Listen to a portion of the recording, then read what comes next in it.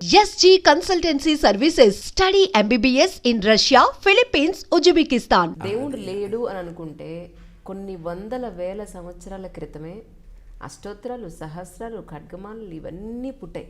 అప్పుడు మీరు పుట్టలేదు, నేను పుట్టలేదు. అసలు దేవుడే లేడు అనుకుంటే వీటన్నింటికీ అర్థం లేదుగా. నాకు పెద్ద క్వశ్చన్ అసలు అర్థం కాని విషయం అదే. కొన్ని వందల వేల సంవత్సరాల క్రితమే ఎన్నో సహస్రాలు, అష్టోత్తరాలు, అవతారాలు, వాటికి ప్రూఫ్లు ఇన్ని కళ్ళ ముందు మనకు కనిపిస్తున్నప్పుడు అసలు దేవుడే లేడని ఎలా నమ్ముతారు మీరు? మీరు అన్నీ కరెక్టే అండి, కానీ ప్రూఫ్లు మట్టుకు లేవండి. Anyway, I don't want to pick up a quarrel with you. They have value అండి. The value is in the history of religion and in literature.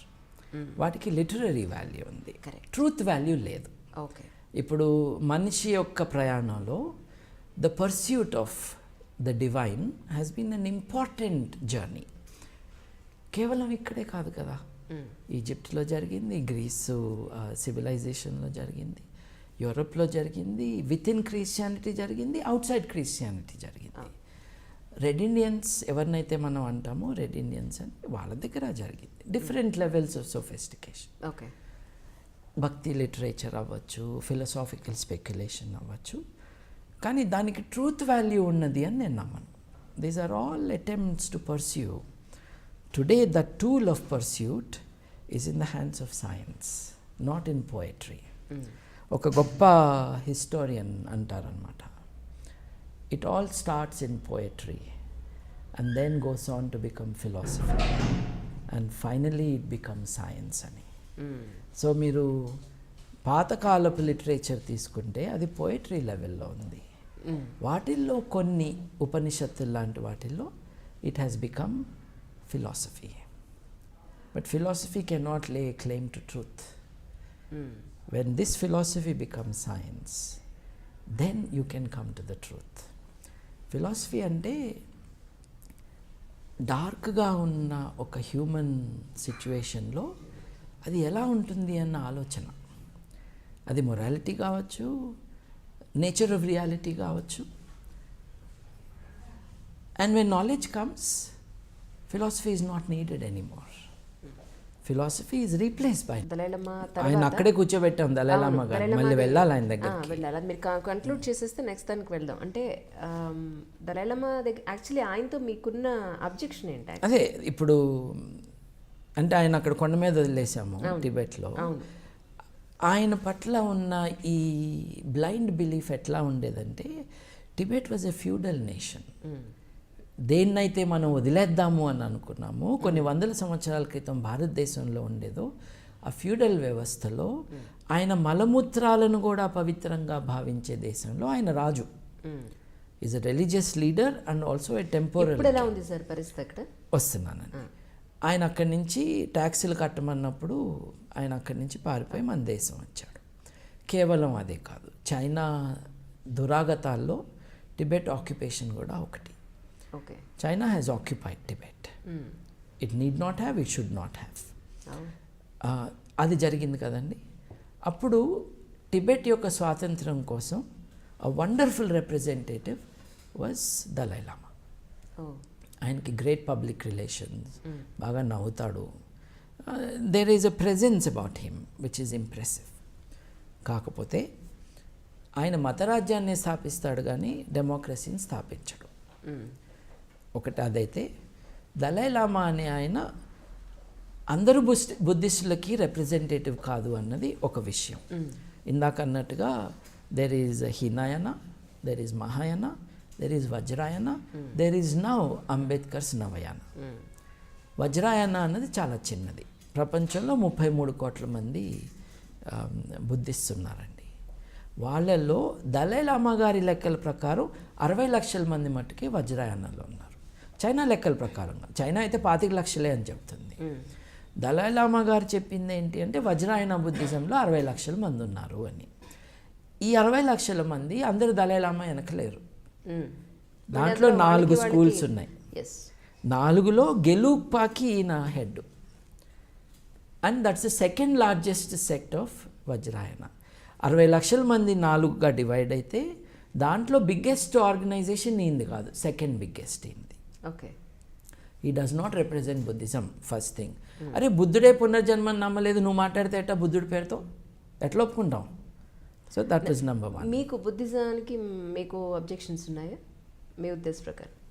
అంటే బుద్ధుడు was probably the first moral teacher of the world, probably the first. దేవుడు లేడు అని భారతదేశంలో యాక్టివ్గా అనుకుంటున్న టైంలో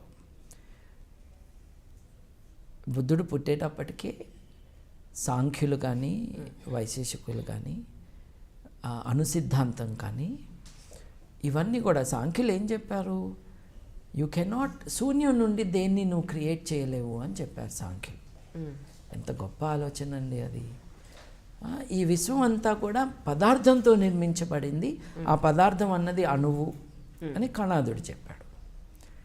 ఆల్రెడీ ఆ భావాలు స్ప్రెడ్ అయి ఉన్నాయి. అటువంటి దాంట్లో దేవుడు అవసరం లేకుండా నైతికంగా ఎలా బతకాలో బుద్ధుడు నేర్పించాడు.